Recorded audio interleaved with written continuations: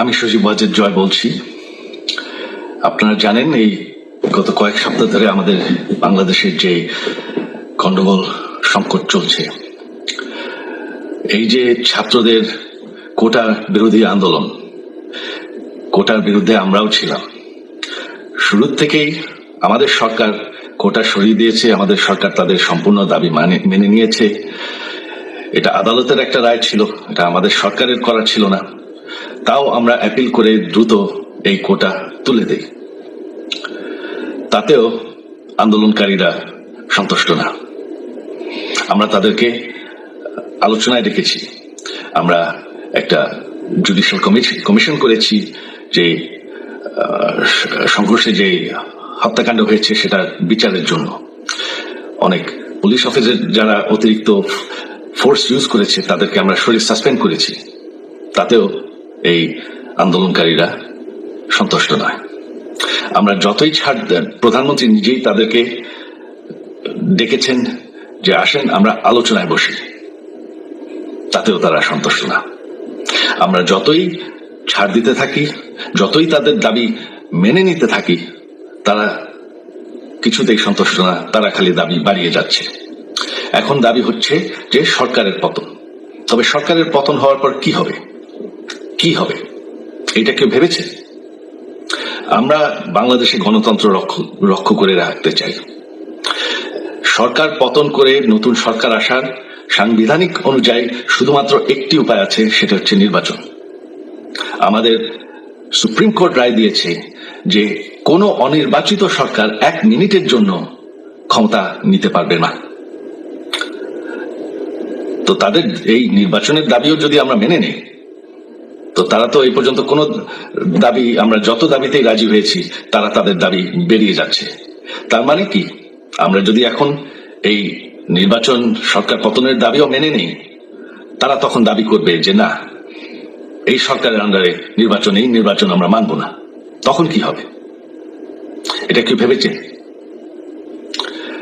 জানি আমাদের সেই সুশীল সমাজ আবার আলোচনা করছে সেই তত্ত্বাবধায়ক সরকারের অভিজ্ঞতা তো আমাদের আছে। আপনারা ভুলে গেছেন সেই তত্ত্বাবধায়ক সরকারকে নষ্ট করে দেওয়া হয়েছিল বিএনপির আমলে ইলেকশন রিগ করার জন্য।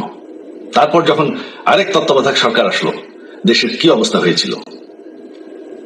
শেষমেশ সব থেকে বড় কথা যে আমাদের সংবিধানে স্পষ্ট বলা আছে এবং আমাদের সুপ্রিম কোর্ট রায় দিয়েছে যে অনির্বাচিত সরকার 1 মিনিটের জন্য দেশের ক্ষমতায় থাকতে পারবে না। আমরা আওয়ামী লীগ, আমরা আন্দোলন করেছি, আন্দোলন করে এই দেশকে স্বাধীন করেছি, আন্দোলন করে গণতন্ত্র ফিরে এনেছি, আন্দোলন করে আমরা দেশের উন্নয়ন করেছি। আপনারা যে বঙ্গবন্ধুর মেয়ে শেখ হাসিনার বিরুদ্ধে বলছেন, আজকে শেখ হাসিনা না থাকলে বাংলাদেশ এতদূর আসতে পারত? অসম্ভব।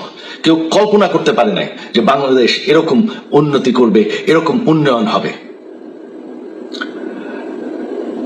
ঠিক আছে, শেখ হাসিনার পর আপনাদের কি হবে সেটা আমারও চিন্তার বিষয় না, আমার পরিবারের আর চিন্তার বিষয় না, আপনারা বুঝবেন। তবে এইভাবে সংঘর্ষ করে, হত্যাকাণ্ড করে ক্ষমতা দখল করা যাবে না। এটা আর আন্দোলন না। যখন পুলিশ হত্যা করা হচ্ছে, নিরীহ মানুষের উপর হত্যাকাণ্ড চলছে, মানুষের বাসায় আগুন দেওয়া হচ্ছে, জার্নালিস্টদেরকে হত্যা করা হচ্ছে, এটা হয়ে গেছে সন্ত্রাস। আর সন্ত্রাস মোকাবেলা শুধুমাত্র একটি ভাবে করা যায়। আমার অনুরোধ, আমাদের ল এনফোর্সমেন্ট, আমরা অনেক ধৈর্য দিয়েছি আর ধরেছি, তবে এখন আর এটা সহ্য করা যাবে না।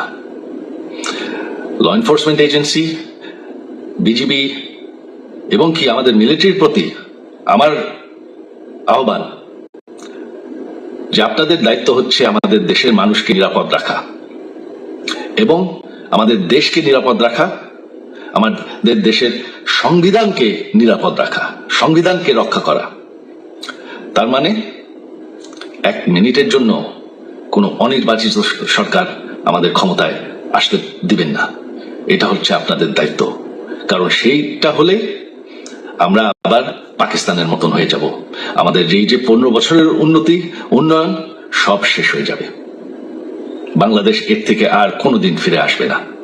আমিও সেটা চাই না, আপনারাও সেটা চান না। আমি সজীব ওয়াজের জয় যতদিন আমার পক্ষে সম্ভব আমি সেটা হতে দেব না। জয় বাংলা, জয় বঙ্গবন্ধু।